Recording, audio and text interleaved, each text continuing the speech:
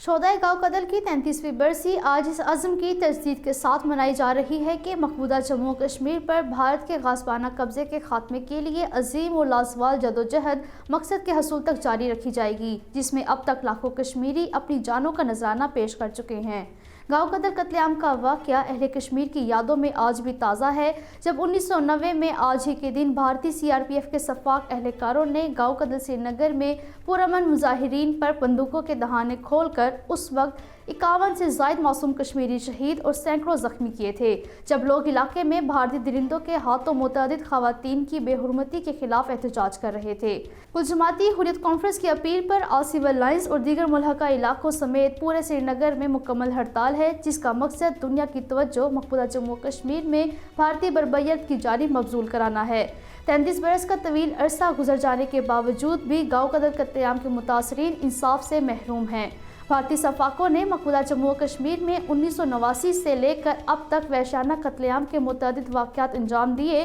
اور گزشتہ 33 برسوں میں 96,163 سے زائد کشمیری بھارتی گولیوں کا نشانہ بنے۔ کشمیری عوام کے بڑے پیمانے پر قتل عام کا مقصد مقبوضہ جموں و کشمیر کی آبادی کے تناسب کو تبدیل کرنا ہے۔ گاؤں قدل اور دیگر قتل عام بھارتی فوجیوں کی جانب سے مجرمانہ کارروائیوں کا منہ بولتا ثبوت ہے۔ RSS کی حمایت یافتہ BJP حکومت مقبوضہ جموں و کشمیر میں مزید گاؤں قدل جیسے قتل عام کرنے کا منصوبہ رکھتی ہے۔ کچھ جماعتی حریت کانفرنس اور آزادی پسند تنظیموں نے شہدائے گاؤں قدل سمیت لاکھوں شہداء کو عقیدت کے پھول نچھاور کرتے ہوئے کہا کہ کشمیری عوام گزشتہ 7 دہائیوں سے حق خود ارادت کے عظیم مقصد کے حصول کے لیے بے مثال قربانیاں دے رہے ہیں۔ شہداء کی قربانیاں تحریک آزادی کا قیمتی اثاثہ ہیں اور کشمیری عوام اپنے شہداء کے عظیم مشن کو ہر قیمت پر پائے تکمیل تک پہنچائیں گے۔ اس سلسلے میں آج آزاد جموں و کشمیر اور پاکستان میں سیمینارز اور تقریبات میں شہدائے گاؤں قدل کو یاد کرتے ہوئے ان کے مشن کو جاری رکھنے کا عہد کیا گیا۔ انسانی حقوق کے عالمی اداروں کو مقبوضہ جموں و کشمیر میں بھارتی فوجیوں کے ہاتھوں کیے گئے قتل عام کی تحقیقات کرنی چاہیے۔